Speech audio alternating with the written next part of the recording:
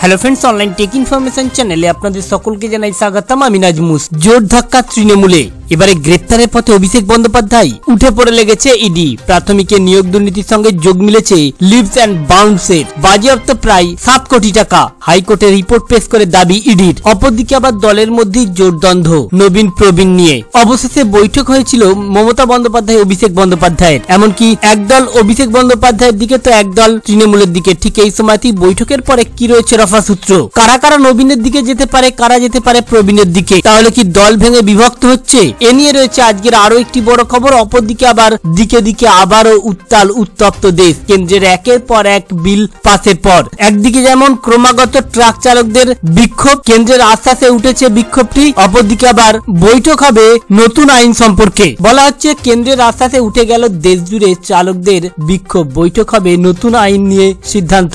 অন্যদিকে আবার কেন বাদ প্রধান বিচারপতি নির্বাচন কমিশনার নিয়োগে স্বাধীন এবং স্বচ্ছ পদ্ধতি চেয়ে অবশেষে মামলা গড়ালো সুপ্রিম কোর্টে। এর সাথে রয়েছে আজকের আরো একটি বড় খবর। স্বরাষ্ট্র সচিব পদে নন্দিনী চক্রবর্তীর নিয়োগ অবৈধ। আদালতে যাওয়ার হুঁশিয়ারি শুভেন্দু অধিকারীর। বিরোধী দল নেতাকে পাল্টা কটাক্ষ কুণাল ঘোষের। একই সাথে রয়েছে আজকের আরো একটি বড় খবর। নার্সিংহোম বা হাসপাতালগুলির রিপোর্ট বা অভিযোগ তাদের বিরুদ্ধে দিনের পর দিন রোগীর পরিবারকে এটা সেটা হেনা তেনা করে চুষে খায় নার্সিংহোমগুলি, যার ফলে ব্যাপক সমস্যা হয় রোগীর পরিবারগুলি। ঠিক এই সময়তেই হাসপাতালের জন্য কঠোর নির্দেশিকা আনলো কেন্দ্র। রোগী বা পরিবার না চাইলে আইসিইউতে ভর্তি নয়, হাসপাতালগুলোর জন্য নতুন নির্দেশিকা কেন্দ্র সরকারের। একই সাথে আবার কামদুনি মামলায় খারিজ হাইকোর্টের নির্দেশ। বার রাজ্য অভিযুক্তদের জবাবদিহির তলব সুপ্রিম কোর্টের। গ্রেপ্তারিতে নারাজ আদালত। অন্যদিকে আবার উঠে পড়ে লেগেছে বাম ছাত্র যুবক। 7ই জানুয়ারি ব্রিগেড সমাবেশ। বাম ছাত্র যুবকদের 7 প্রান্ত থেকে মিছিল। রুট ঠিক করে দিলেন মীনাক্ষী। চাঁদা নিয়ে স্বচ্ছতা বজায় রাখার নির্দেশ নেত্রীর। এর সাথে আবার আজ থেকে ঘোর বিপাকে 81 কোটি গ্রাহক দেশের। বছরের গোড়াতেই দেশ জুড়ে শুরু অনির্দিষ্ট কালের জন্য রেশন ধর্মঘট রয়েছে। খাদ্য ভবনের সামনে অবস্থান বিক্ষোভ কর্মসূচি। বিপাকে অন্তত 81 কোটি গ্রাহক। অন্যদিকে আবার 9টি রাজ্যে জোট বেঁধে লড়বে এবার কংগ্রেস। লোকসভা ভোটে মোট 9টি রাজ্যে জোট বেঁধে লড়বে কংগ্রেস। সংশ্লিষ্ট রাজ্যের আঞ্চলিক দলগুলির সঙ্গে লোকসভা নির্বাচনে জোট বাঁধবে এই হাত শিবির। এর সাথে রয়েছে আজকের আরো একটি বড় খবর। আবহাওয়া দপ্তরের তরফ থেকে বড় পূর্বাভাস। ফের বঙ্গে বৃষ্টি জানালো হাওয়া অফিস। এর সাথে আবার নিয়োগ দুর্নীতিতে আরো 2 তৃণমূল নেতার নাম উঠে আসলো। ঘোর বিপদে পড়তে চলেছে এবার তৃণমূলের আরো 2টি নেতা। একই সাথে আবারও জম্মু কাশ্মীর। এবার জম্মু কাশ্মীরের নিরাপত্তা নিয়ে বৈঠক করতে চলেছে অমিত শাহ। এর সাথে আবার নতুন স্লোগান বিজেপির। একের পর এক রাজ্য দখলের পর এবারে 3রি বার মোদী সরকার, আব কি বার 400 পার। একই সাথে আবার বছর শুরুতেই একের পর এক আইনে যখন বড় পরিবর্তন। অপরদিকে আবার রয়েছে আজকের আরো একটি বড় খবর। বিশাল ঘোষণা। যাদের কাছে মূলত ফোন পে রয়েছে তাদের জন্য চালু হতে চলেছে এক নতুন সিস্টেম। এবারে কার্ডলেস এটিএম চালু হতে চলেছে দেশের বিভিন্ন প্রান্তে। অন্যদিকে আবার বড় সুখবর পেতে চলেছে দেশের সমস্ত কৃষকরা। একই সাথে কমতে চলেছে পেট্রোল ডিজেলের দাম। অপরদিকে আবার রয়েছে লোকসভা ভোটের আগেই দেশের গরিব মধ্যবিত্ত পরিবারদের জন্য এই ভিডিও শেষেও রয়েছে তাদের জন্য এক দারুণ সুখবর। আর আজকে মূলত থাকবে এই সকল বিষয়ের উপরই বিস্তারিতভাবে আলোচনা। তাই আপনি ভিডিওটি মোটেও স্কিপ না করে শেষ পর্যন্ত দেখতে থাকুন।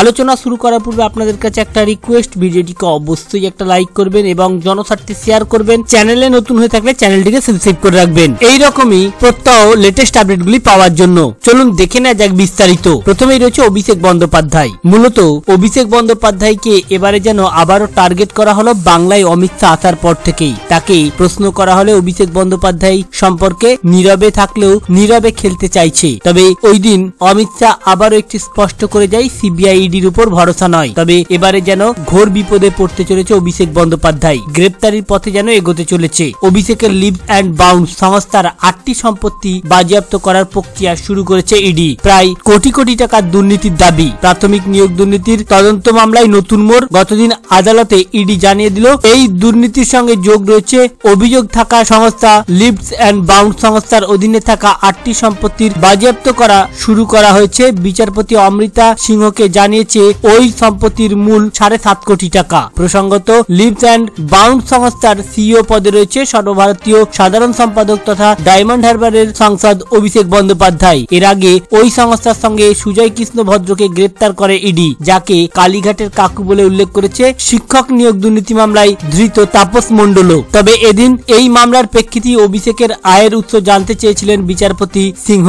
তবে অল্প কথায় মুখ বন্ধ খামের জবাব দিতে বলা হয়েছিল। গত 14 ডিসেম্বর ইডির তরফ থেকে সেই জবাব পড়ে হাইকোর্টে। অভিষেকের সংস্থা লিভস অ্যান্ড বাউন্ড সংক্রান্ত বেশ কিছু তথ্য অনেক আগেই ইডিকে বিশদে জানাতে নির্দেশ দিয়েছিলেন বিচারপতি সিংহ। লিভস অ্যান্ড বাউন্ড সংস্থার 6 জন ডিরেক্টরের নাম, তাদের সম্পত্তির পরিমাণ, সংস্থার লেনদেন, তার মূল্য, এই সংস্থা কারা উপভোক্তা, তাদের নাম, ব্যাংক অ্যাকাউন্ট, সংস্থার রোজগার, কে কাজ দেখত, সিইও সম্পত্তি সম্পর্কে বিস্তারিত বিবরণ, তার মা লতা বন্দ্যোপাধ্যায় সম্পত্তি সম্পর্কে বিস্তারিত বিবরণ, সংস্থার সব কর্মীর অ্যাকাউন্ট এবং কারা কবে সংস্থায় যোগ দিয়েছেন, কেন সংস্থার ঠিকানা পরিবর্তন, তদন্ত নিয়ে কার কাছে ইডি সাহায্য চাই তা জানতে বলা হয়েছিল হাইকোর্টে। এই বিষয়ে অভিষেকের কাছে নথি চাওয়া হলে কিছুদিন আগে ইডিকে তার সংস্থা সংক্রান্ত তথ্য জমা দিয়ে এসেছিলেন অভিষেক বন্দ্যোপাধ্যায়। আর তার প্রেক্ষিতেই বিষয়টি আদালতে জানায় ইডি। তারা যে ব্যাংক অ্যাকাউন্টের উপর নজরদারি চালাচ্ছে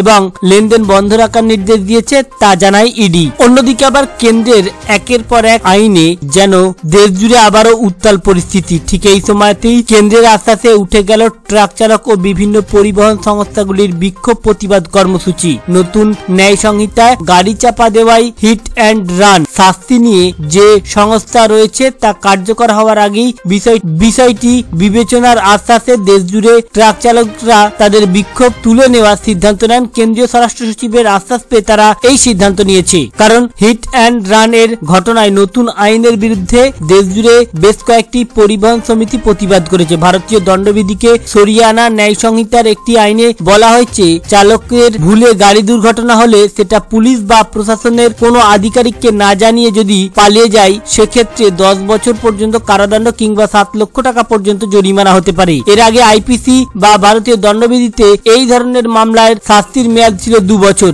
বেসরকারি পরিবহন সংগঠনগুলির দাবি, এই আইনের ফলে চালকেরা নিরুৎসাহিত হচ্ছেন এবং তাদের উপর অন্যায়ভাবে শাস্তির কোপ পড়তে পারে। তাদের আরো যুক্তি, দুর্ঘটনার পর কোনো চালক আহতদের হাসপাতালে নিয়ে যাওয়ার চেষ্টা করতে গিয়ে তারা গণপিটুনির শিকার হতে পারেন। বস্তুত কেন্দ্রীয় পরিবহন নীতির বিরোধিতায় দেশের যত্রতত্র ট্রাক এবং লরি চালকদের বিক্ষোভ আন্দোলন চলছে। তাতে বাদ নেই বাংলাও। প্রত্যেক দিনই রাজ্যের বিভিন্ন জায়গা থেকে ট্রাক চালকদের বিক্ষোভের খবরও মিলছে। অন্যদিকে আবার তিসরিবার মোদী সরকার আবকি বার 400 পার। 2024 সালের শুরু থেকেই লোকসভা ভোট নিয়ে নাড়াচাড়া শুরু করেছে বিজেপি। রাজধানী দিল্লিতে নির্বাচনী রণনীতি নিয়ে বৈঠকে বসে বিজেপি। সেখানে ঠিক হয়েছে যে এবারের ভোটে গেরুয়া শিবিরের প্রচারে স্লোগান হবে, তিসরি বার মোদী সরকার আবকি বার 400 পার। দেশের 534টি লোকসভা আসনের মধ্যে 400টিতে জয় হাসিল করা তাদের লক্ষ্য বলে দলের নেতাদের বার্তা দিয়েছেন বিজেপি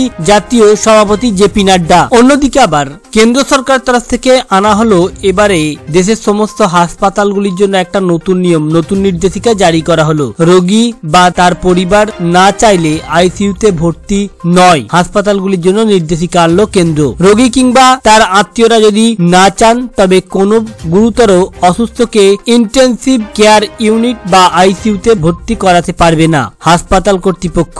রোগীদের আইসিইউতে ভর্তি করানো নিয়ে সাম্প্রতিক গাইডলাইনে এমনই জানালো কেন্দ্র স্বাস্থ্য মন্ত্রক। অপরদিকে রয়েছে দেশের সেই সকল মানুষ যারা মূলত চিটফান্ডে টাকা রেখে সর্বশান্ত হয়েছেন, তাদের জন্য বিশাল বড় একটি খবর। এবারে চিটফান্ড কোম্পানিগুলি টাকা ফেরত দিতে চলেছে। একদম ঠিকই শুনেছেন, যদি আপনি চিটফান্ডে টাকা রেখে সর্বশান্ত হয়ে থাকেন তাহলে এবার আপনার মুখে ফুটতে চলেছে হাসি। কারণ ইতিমধ্যে সেবি বিরাট প্রচেষ্টায় চিটফান্ড কোম্পানিগুলির একাধিক সম্পত্তি বিক্রি করে এবারে টাকা ফেরতের ব্যবস্থা করতে চলেছে সেবি। যারা মূলত চিটফান্ডে টাকা রেখেছেন, তবে এখানে রোজভ্যালিতে যারা টাকা রেখেছেন তাদের জন্য এই আপডেটটি রোজভ্যালির তরফ থেকে রোজভ্যালিকে কেন্দ্র করে একটি ওয়েবসাইট তৈরি করা হয়েছে। ওই ওয়েবসাইটে ডকুমেন্ট আপলোড করলেই আপনি আপনার টাকা ব্যাংক অ্যাকাউন্টে সরাসরি পেতে পারেন। এর সাথে দেশ জুড়ে চালু হচ্ছে এবারে ইউপিআই এটিএম। এমনই এক পদক্ষেপ নিয়েছে কেন্দ্র সরকার। ডেবিট বা ক্রেডিট কার্ড ছাড়াই সেখান থেকে টাকা তুলতে পারবেন গ্রাহকরা, তবে